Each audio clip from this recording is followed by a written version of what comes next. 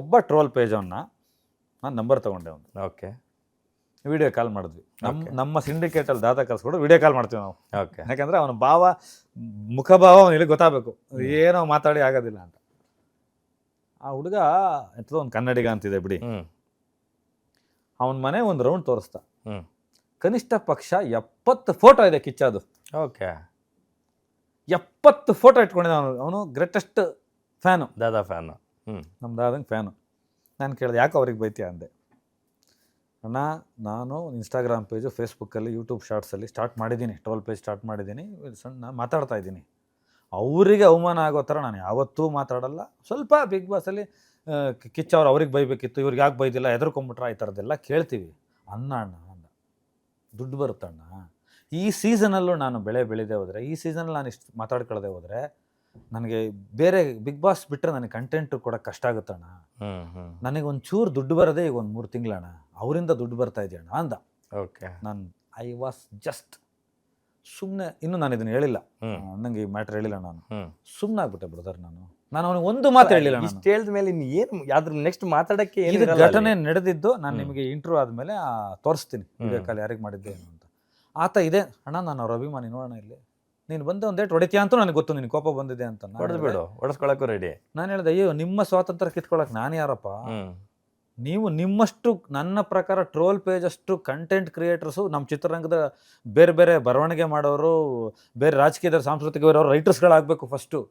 ಅಷ್ಟು ಕ್ರಿಯೇಟಿವ್ ಅವ್ರು, ನಿಮಗೆ ಗೊತ್ತಲ್ಲ. ಹೌದು, ಹುಡುಕಿ ಕನೆಕ್ಟ್ ಮಾಡಿರ್ತಾರೆ. ಸರ್ ನನಗೆ ಅನ್ನ ಸರ್ ಇದು, ಚಂದ್ರಣ್ಣ ಇದು ನನಗೆ ಅನ್ನ ಕೊಡ್ತಾ ಇದ್ದಾರೆ ಅವರು. ಅವ್ರನ್ನ ಏನೋ ಒಂದು ಮಾತು ಸಣ್ಣದಾಗಿ ಬೈಯೋದ್ರಿಂದ ನನಗೆ ಅಧಿಕಾರ ಇದೆ ಅಣ್ಣ ಅವ್ರು ಬೈಯೋಕ್ಕೆ ಅಂದ್ಬಿಟ್ಟ. ನೀನು ಯಾರನ್ನ ಕೇಳೋಕ್ಕೆ ಏನೋ ಥರ ಅಂದ.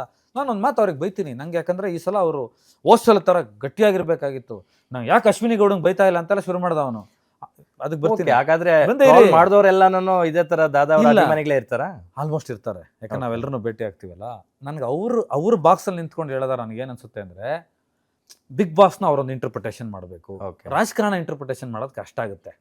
ಈಗ ನನಗೆ ನೀವು ಪ್ರಶ್ನೆ ಕೇಳಿದ್ರೆ, ಸಿದ್ದರಾಮಯ್ಯ ಯಾವಾಗ ಚೇರಿಂದ ಇಳಿತಾರೆ ಅಂದರೆ, ದೇವರಾಜ್ ಅರಸು ಅವರ ರೆಕಾರ್ಡ್ 3 ದಿನ ಇಳಿತಾರೆ, ಇನ್ನು 234 ದಿನ ಇಳಿಯಲ್ಲ ಅವರು.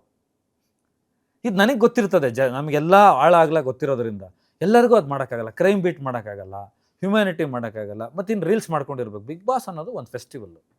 ನನ್ನ ಪ್ರಕಾರ ಬಿಗ್ ಬಾಸ್ನ ಲೆಗಸಿ ಮೀಡಿಯಾಗಳು ನಿಮ್ಗಳಿಗಿಂತ ಜಾಸ್ತಿ ತೊಗೊಂಡೋಗೋದು ಅವರು. ದಿನಕ್ಕೆ 10 ಮಾಡ್ತಾರೆ, ಅಷ್ಟು ವ್ಯೂಸ್ ಇರ್ತದೆ, ಮಾಡಲಿ. ಅದರಲ್ಲಿ ನನಗೆ ಅನಿಸಿದ್ದು, ನಾನು ಯಾಕೆ ಯಾರನ್ನೂ ಕೇಳಕ್ಕೆ ಹೋಗಲಿಲ್ಲ ಅಂದರೆ, ನನಗೆ ಅನ್ನ ಬರುತ್ತಣ ಅಂದಮೇಲೆ ಮಾತೇನಾಡ್ತೀರ? ಅದು ಒಬ್ಬನಿಗಾಗಲಿ ಇಬ್ಬನಿಗಾಗಲಿ 100 ಜನಕ್ಕಾಗಲಿ.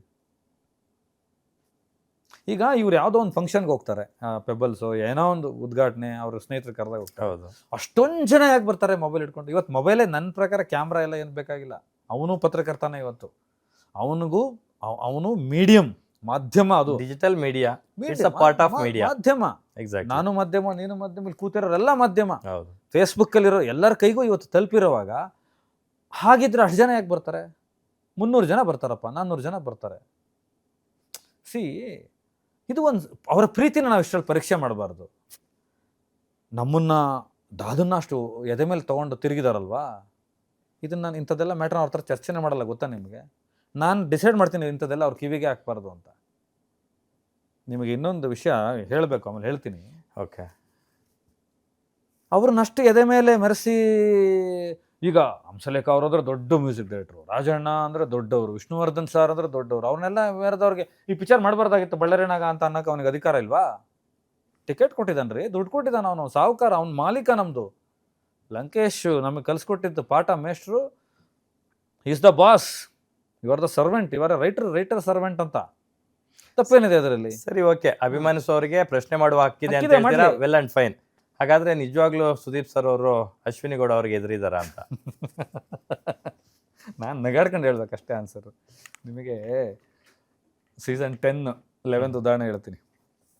ಈ ತುಳು ಕಡೆಯವ್ರು ಯಾರು ಇರ್ತಾರಲ್ಲ, ದಕ್ಷಿಣ ಕನ್ನಡದವರು, ಅವ್ರು ಸ್ವಲ್ಪ ಅದೇನೋ ಅವ್ರಿಗೆ ಅಭಿಮಾನ ಜಾಸ್ತಿ ನಮ್ಮಗಳಿಗಿಂತ. ಅಂದರೆ ನಮ್ಮ ಹಳೆ ಮೈಸೂರು ಪ್ರಾಂತ್ಯ, ಉತ್ತರ ಕರ್ನಾಟಕದವ್ರಿಗಿಂತ ಆ ಭಾಗದವರಲ್ಲಿ ನಾನು ಒಂದು ದಟ್ಟವಾದ ಅಭಿಮಾನ ನೋಡಿದ್ದೀನಿ. ಅದಿರಬೇಕು, ತಪ್ಪು ಅಂತ ಹೇಳ್ತಾ ಇಲ್ಲ. ಅಬುದಾಬಿಯಿಂದ ಫೋನ್ ಬಂದಿದೆ ಗೊತ್ತಾ ನನಗೆ? ಓಕೆ. ದುಬೈಯಿಂದ ಫೋನ್ ಬಂದಿದೆ ಗೊತ್ತಾ? ಉತ್ತರ ಕರ್ನಾಟಕದ ಒಂದು ಕ್ಯಾಂಡಿಡೇಟ್ಗೋಸ್ಕರ ಸ್ವಾಮೀಜಿಗಳು ಫೋನ್ ಮಾಡಿದ್ದಾರೆ ಗೊತ್ತಾ? ಓಕೆ. ಮಿನಿಸ್ಟರ್ಗಳು ಫೋನ್ ಮಾಡಿದ್ದಾರೆ ಗೊತ್ತಾ? ಅದನ್ನೆಲ್ಲ ನಾನು ಇವರಿಗೆ ಸೂಕ್ಷ್ಮವಾಗಿ ಒಂದು ಬ್ರೀಫ್ ಕೊಡ್ತೀನಿ. ಓಕೆ. ಈಗ ಈ ಥರದ ಮಂತ್ರಿ ಈ ವಿಷಯಕ್ಕೆ ಮಾತಾಡ್ಬೇಕಂತೆ. ಇವ್ರು ನೋಡಿ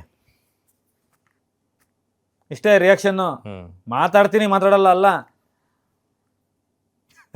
ಸ್ವಾಮೀಜಿ ಫೋನ್ ಮಾಡಿದ್ದಾರೆ, ಯಾಕೆ ಅದೇನೋ ನಿಮ್ಗೆ ಆಶೀರ್ವಾದ ಮಾಡ್ಬೇಕು, ಬಿಗ್ ಬಾಸ್ ಆದ್ಮೇಲೆ ತಗೋತೀನಿ ಅಂತ ಹೇಳಿ ಆಶೀರ್ವಾದ. ಇಲ್ಲ ಇವ್ರು ರಾಜಕಾರಣಿ ಮಾಡಿದ್ದಾರೆ. ಗೊತ್ತು, ನೀವೆಲ್ಲ ಕೇಳಿಸ್ಕೊಳ್ಳಿ, ನೀವು ಮರ್ತ್ಕೊಂಡ್ಮೇಲೆ ನನಗೆ ಹೇಳಿ ಅಂತಾರೆ. ಕೇಳೋದು ಇಲ್ಲ. ಕೆಲವು ಕ್ಯಾಂಡಿಡೇಟ್ಗಳೆಲ್ಲ ರೆಸಾರ್ಟಿಂದ ಹೋಗ್ಬಿಟ್ಟಿದ್ದಾರೆ. ಚೈತ್ರ ಕುಂದಾಪುರ ಸ್ಟೇಜ್ ಮೇಲೆ ಬರಬೇಕು ಈ ಗ್ರ್ಯಾಂಡ್ ಪ್ರೀಮಿಯರ್ ಓಪನಿಂಗ್ ಅಲ್ಲಿ. ಇವ್ರಿಗೆ ಕ್ಯಾಂಡಿಡೇಟ್ಸೇ ಗೊತ್ತಿರೋಲ್ಲ, ನನಗೆ ಗೊತ್ತಿರ್ತದಲ್ಲ. ನೆಕ್ಸ್ಟ್ ಯಾರಪ್ಪ ಹಿಂಗೆ ಎಷ್ಟು ಜನ ಇದ್ದಾರೆ ಅಂತೆ, ಬೇಗ ಕ್ಯಾಂಡಿಡೇಟ್ ಏನು ಅಂತ ಕೇಳ್ತಾರೆ. ನಾನು ಯೂಶ್ವಲಿ ಬಿಗ್ ಬಾಸ್ ಸ್ಟೇಜಿಗೆ ಹೋಗಲ್ಲ, ಕ್ಯಾಮ್ರಾಯಿಂದ ನಿಂತ್ಕೊಳ್ಳಲ್ಲ. ಅದು ಅಮ್ಮಮ್ಮೊಂದು ಇಶ್ಯೂ ಆದಮೇಲೆ ಇವ್ರು ನಾನು ನೋಡ್ರೆ ಗಾಬರಿ ಅವ್ರಿಗೊಂಥರ ಬೈತಾರೆ ನನಗೆ, ನೀನು ಕ್ಯಾಮ್ರಾಯಿಂದ ಬಂದು ನಿಂತ್ಕೊಂಬೇಡ ಅಂತ. ಅದು ಆ ಘಟನೆ ತುಂಬ ಡಾರ್ಕ್ ಘಟನೆ ಅಲ್ವಾ ಅವ್ರಿಗೂ ನಮಗೂ. ಅವತ್ತು ಹೋದೆ. ಇದು ಬಿಫೋರ್ ಇದು ಹೇಳ್ತಾ ಇರೋದು ಅಮ್ಮಮ್ಮನ ಇಶ್ಯೂಗಿಂತ. ಯಾರೀಗ ನೆಕ್ಸ್ಟ್ ನನಗೂ ಗೊತ್ತಿಲ್ಲ, ಚೈತ್ರ ಕುಂದಾಪುರ ಅಂತ ಇದ್ದಾರೆ. ಯಾರೋ ಅವರು ಅಂದರು, ಅವ್ರಿಗೆ ಗೊತ್ತಿಲ್ಲ. ಅದೇ ಟಿ ವಿಲೆಲ್ಲ ಬರ್ತಾರೆ. ಅವರಾ ಮತ್ತು ಒಂದು 4 ಜನರ ಹೆಸರು ಹೇಳಿದೆ. ಇವನೇನು ಜೈಲಿಂದಾನೇ ಹೋಗಿ ಕರ್ಕೊಂಡ್ಬಂದವನೇನ್ರಿ ಎಲ್ಲಾರನ್ನೂ ಅಂದರು. ನನ್ನ ಹತ್ರನೇ ಕೇಳ್ತಾರೆ ಬ್ರೀಫ್. ಈ ಥರದ ವಿಚಾರಗಳಿಗೆ ಅವ್ರ ತಲೆನೇ ಕೆಡಿಸ್ಕೊಡಲ್ಲ. ಅದೇನಪ್ಪ ಆ ವ್ಯಕ್ತಿತ್ವನೇ ಹಂಗೆ, ಟೈಮೇ ಕೊಡಲ್ಲ ಅದಕ್ಕೆಲ್ಲ. ಸರಾಗವಾಗಿ ಹ್ಯಾಂಡಲ್ ಮಾಡ್ತಾರೆ. ಅಶ್ವಿನಿ ಗೌಡ ಅವ್ರದ್ದು ಮ್ಯಾಟ್ರಿಗೆ ಬರ್ತೀನಿ. ಇಲ್ಲಿ ಬ್ರದರ್, ನೀವು ಅಶ್ವಿನಿ ಗೌಡ ಅವರು ಒಂದು ಕಂಟೆಸ್ಟೆಂಟು, ಹೆಂಗೆ ಹೀರೋ ಇರಬೇಕೋ ವಿಲನ್ನು ಇರಬೇಕು, ಏನೋ ಒಂದು ಕ್ಯಾರೆಕ್ಟರ್ ಅವ್ರದ್ರಲ್ಲಿ ಫಿಕ್ಸ್ ಆಗಿದೆ. ಇವತ್ತು ಆ ಹೆಣ್ಮಗಳಿಲ್ಲ ಅಂದ್ರೂ ಬಿಗ್ ಬಾಸ್ ರಸವತ್ತಾಗಕ್ಕಾಗಲ್ಲ. ಆಮೇಲೆ ಅವ್ರದ್ದು ಒಂದು ಸ್ವಭಾವ ಏನು ಅಂತಂದರೆ, ನಿಮಗೆ ಯಾಕೆ ಹಿಂಗೆ ಅನ್ನಿಸ್ತಾ ಇದೆ ಅಂದರೆ, 11 ಸೀಸನ್ಗಳಲ್ಲಿ 12ನೇ ಸೀಸನ್ ನಡೆಯುವಾಗ ಇಡೀ ಕರ್ನಾಟಕ ಇಂಡಿಯಾದಲ್ಲೆಲ್ಲ ಏನು ಹೇಳಿದರು, ಸಲ್ಮಾನ್ ಖಾನ್ ಅವ್ರಿಗಿಂತ ಮೋಹನ್ ಲಾಲ್ ಅವ್ರಿಗಿಂತ ಅವ್ರ ಸೀನಿಯರ್ಸ್ ತಾನೇ ಇವ್ರಿಗೆ, ನಾಗಾರ್ಜುನ ಅವ್ರಿಗಿಂತ ಕಮಲ್ ಹಾಸನ್ಗಿಂತ ಸುದೀಪ್ ಅಣ್ಣ ನಡೆಸೋದು, ಸುದೀಪ್ ಅವ್ರು ನಡೆಸೋದು ತುಂಬಾ ಚೆನ್ನಾಗಿ ಬರುತ್ತೆ ಬಿಗ್ ಬಾಸ್ ಅಂತ ಇದ್ರು. ಯಾವ ಕಾರಣಕ್ಕೆ? ಕಿಚ್ಚನ ಚಪ್ಪಾಳೆ ಇವರೇ ಮಾಡಿದ್ದು, ರಾಜ್ಯ ಪಂಚಾಯತಿಗಳನ್ನು ಮಾಡಿದ್ದು, ಒಳ್ಳೆತನ ಹೇಳ್ಕೊಟ್ಟಿದ್ದು. ಇವತ್ತು ನಿಮಗೆ ಸುದೀಪ್ ಕೋಟ್ಸ್ ಅಂತ ಬರುತ್ತೆ ನೋಡಿ, ಎಷ್ಟು ಒಳ್ಳೆ ವಿಚಾರಗಳನ್ನು ಹೇಳಿದ್ದು, ಎಷ್ಟು ರಿಸರ್ಚ್ ಮಾಡ್ತಾರೆ ಗೊತ್ತಾ, ಎಷ್ಟು ಹೋಮ್ವರ್ಕ್ ಮಾಡಿದ್ದು, ಕಾಸ್ಟ್ಯೂಮ್ ಇಂದ ಹಿಡಿದು ಸ್ಟೇಜ್ ಇಂದ ಹಿಡಿದು ಒಳಗಡೆ ಇರೋರಿಗೆ. ಆಮೇಲೆ ಇದೊಂದೇ ಕರ್ನಾಟಕದಲ್ಲಿ ನಾನು ಬಿಗ್ ಬಾಸ್ ಕಂಟೆಸ್ಟೆಂಟ್ ಆದ್ಮೇಲೆ ಪರಿಚಯ ಆಗಿದ್ದು ಅವ್ರಿಗೆ. ಮೊದಲು ಪರಿಚಯ ಇದ್ದೆ, ಆತ್ಮೀಯನಾಗಿ ತಮ್ಮ ಆಗಿದ್ದು, ಆಮೇಲೆ ದತ್ತು ತಗೊಂಡ್ರು. ಆಮೇಲೆ ನನ್ನ ಎಷ್ಟು ಜನ ಯಾರನ್ನು ಕೈ ಬಿಟ್ಟಿದ್ದಾರೆ, ಎಷ್ಟು ಜನಕ್ಕೆ ಪಬ್ಲಿಸಿಟಿ ಮಾಡಿಕೊಟ್ಟಿದ್ದಾರೆ, ಎಷ್ಟು ಜನಕ್ಕೆ ಪರ್ಸನಲ್ ಲೈಫ್ ಚೆನ್ನಾಗಿ ಮಾಡಿಕೊಟ್ಟಿದ್ದಾರೆ. ಬಿಗ್ ಬಾಸ್ ಅಲ್ಲಿರೋರಿಗೆ ಮಾತ್ರ ಹೇಳ್ತಾ ಇದ್ದೀನಿ.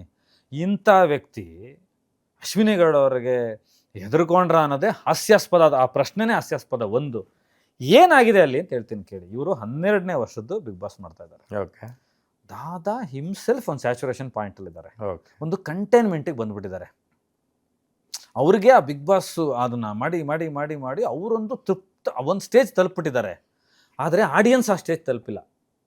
ಆಮೇಲೆ ಕಂಟೆಸ್ಟೆಂಟ್ಗಳಿರೋರು ಒಳಗಡೆ ತಲುಪಿಲ್ಲ. ಸೊ ಅವರು ಒಂದು ಮೆಚ್ಯೂರಿಟಿ ಫಾರ್ಮುಲಾ ಅವರು ಎದೆಯಿಂದ ಹೇಳ್ತಾ ಇದ್ದಾರೆ. ಅದು ನಾನ್ ಸಿಂಕ್ ಆಗ್ತಿರೋದು ಎಲ್ಲಿ ಅಂತಂದರೆ, ಚೈತ್ರ ಕುಂದಾಪುರಗೆ ಸಿಟ್ಟು ಬರ್ಸಿದ್ದಕ್ಕೆ ಬೈದ್ರಲ್ಲ, ರಕ್ಷಿತಾ ಶೆಟ್ಟಿಗೆ ಪ್ರೀತಿಯಿಂದ ಬೈದಿದ್ದದು, ಸಿಟ್ಟಿಂದ ಬೈದಿದ್ದಲ್ಲ ಅದು. ಅದಾದ್ಮೇಲೆ ಏನು ಪ್ರೋಮೋದಲ್ಲಿ ಕಂಡಿದ್ದು ಮುಂದಕ್ಕೆ ಏನೋ ಒಂದು ವರೆದಿರ್ತದೆ. ಈ 12 ವರ್ಷದಲ್ಲಿ ಸೀಸನ್ ಆಗಿರೋ ಪರಿಪಕ್ವವಾಗಿರೋ ಒಬ್ಬ ನಿರೂಪಕ ಸಾರಥಿಗೂ ಕಂಟೆಸ್ಟೆಂಟ್ಗಳಿಗೂ ಜನರಿಗೂ ವ್ಯತ್ಯಾಸ ಇದೆ.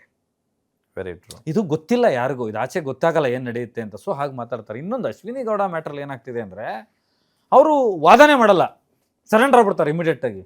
ನಾನು 2 ವಾರ ಬಯಸ್ಕೊಂಡಿದ್ದೀನಿ ರೀ, ಫಸ್ಟ್ 2 ವಾರ ನಾನು ಇವ್ರಿಗೂ ನನಗೂ ಈ ಪ್ರೀವಿಯಸ್ ಕಂಟೆಸ್ಟೆಂಟ್ಗಳು ಪ್ರೀವಿಯಸ್ ಎಪಿಸೋಡ್ಗಳನ್ನೆಲ್ಲವನ್ನು ನೋಡಿದಾಗ, ಪ್ರೀವಿಯಸ್ ಸೀಸನ್ಗಳೆಲ್ಲವನ್ನು ತಪ್ಪಾಯ್ತಣ್ಣ ಅಂತಾರೆ. ಫಸ್ಟ್ ಟೈಮು ಸುದೀಪ್ ಸರ್ ಎಲ್ಲೋ ಒಂದ್ ಕಡೆ ಅಶ್ವಿನಿ ಗೌಡ ಅವರಿಗೆ ತುಂಬಾ ಫೇವರಿಸಮ್ ಮಾಡ್ತಿದಾರೇನೋ ಅಂತ ಅನ್ಸ್ಬಿಡುತ್ತೆ. ಅದು ಅಸಾಧ್ಯ. ನಿಮಗೆ ಯಾರಿಗೂ ಫೇವರಿಸಮ್ ಅವರು ಮಾಡೋಕ್ಕಾಗೋದಿಲ್ಲ. ಮತ್ತು ಆ ಜಾಗದಲ್ಲಿ ಅವರು ಅಂತಲ್ಲ, ಯಾರಿದ್ರೂ ಮಾಡೋಕ್ಕಾಗಲ್ಲ. ಯಾಕಂದರೆ ಎಲ್ಲವೂ ಕ್ರಿಶ್ಚನ್ ಕ್ರಿಯೆಯಲ್ಲಿ ಇರುತ್ತೆ. ಅಲ್ಲಿ ಏನಾಗಿದೆ ಅಂದರೆ, ನಾನು ಗಮನಿಸ್ದಂಗೆ, ನಾನು ನೋಡಿದಿರಿದ್ದು ಶೂಟು ಒಳಗೆ ಹೊರಗೆ, ಅವ್ರು ಬೇಗ ಸರೆಂಡರ್ ಆಗಿ ನಾನು ತಪ್ಪಾಯ್ತು ಅಂದವ್ರ ಮೇಲೆ ಏನು ಕತ್ತೆ ಎತ್ತಿರ್ತೀರ ನೀವು? ಇವ್ರು ನಾನು ಕೇಳಿದೆ, ಇದೆ ನೀವು ಕೇಳಿದ ಪ್ರಶ್ನೆ ಕೇಳಿದ್ದೀನಿ. ನನಗೆ ಯಾರೋ ಒಬ್ಬರು ಮಿನಿಸ್ಟ್ರು ಫೋನ್ ಮಾಡಿದ್ರು ಇದೇ ಪ್ರಶ್ನೆ ಕೇಳ್ಕೊಂಡು. ಅವ್ರಿಗೆ ಇದೇ ಉತ್ತರ ಕೊಟ್ಟಿದ್ದೀನಿ ನಾನು. ಇನ್ನೂ ಕಾರವಾರ ಕೊಟ್ಟೆ ಬಿಡಿ, ಕ್ಯಾಮ್ರಾ ಇದೆ, ಕೊಡೋಕ್ಕಾಗ್ತಾ ಇಲ್ಲ ನನ್ನ ಕೈಲಿ. ಅಲ್ಲ, ಅವ್ರಿಗೆ ತಪ್ಪಾಯ್ತು ಅಂತ ಕ್ಷಮೆ ಕೇಳಿದವ್ರ ಮೇಲೆ ಏನು ಕತ್ತೆ ಎತ್ಕೊಂಡು ಹೋಗ್ಲಾ ಅಂತ ಕೇಳಿದ್ರು. ರಿಯಾಲಿಟಿ ಶೋ ಅದು ರಿಯಾಲಿಟಿ ಅಲ್ಲ. ಅಲ್ಲಿ ಶೋ ಅಂತ ಒಂದು ಪದ ಇದೆ. ಜನರ ವೋಟಿಂಗ್ ಏನಿದೆ ಅದೇ ನಿರ್ಧಾರ ಆಗಬೇಕು. ಅದ್ರ ಮೇಲೆಲ್ಲ ಮಾಡೋಕ್ಕಾಗಲ್ಲ ರೀ. ನೀವು ಇಡೀ ಲಾಸ್ಟ್ ಮ್ಯಾಕ್ಸ್ ರಿಲೀಸಲ್ಲಿ ಬಿಗ್ ಬಾಸ್ ಒಳಗಡೆ ನೀವೇ ಇದ್ರಲ್ಲ, ನಿಮಗೆ ಗೊತ್ತಿಲ್ವಾ ಹಂಗೆ ಮಾಡೋಕ್ಕಾಗತ್ತಾ ಇಲ್ವಾ ಅಂತ? ಇದು ಹೆದರಿಕೆ ಪದರಿಕೆ ಅದೆಲ್ಲ ಹತ್ತಿರದ್ದು ಅಲ್ಲ. ಇವ್ರು ಹೇಳುವ ಒಂದು ಮೆಚುರಿಟಿ ಮತ್ತು ಹೇಳ್ತಕ್ಕಂಥ ವಿಧಾನ ಅಶ್ವಿನಿ ಗೌಡಗೆ ಅರ್ಥ ಆಗ್ತಾ ಇದೆ ಅಂತ ಇವ್ರು ನಂಬಿದ್ದಾರೆ.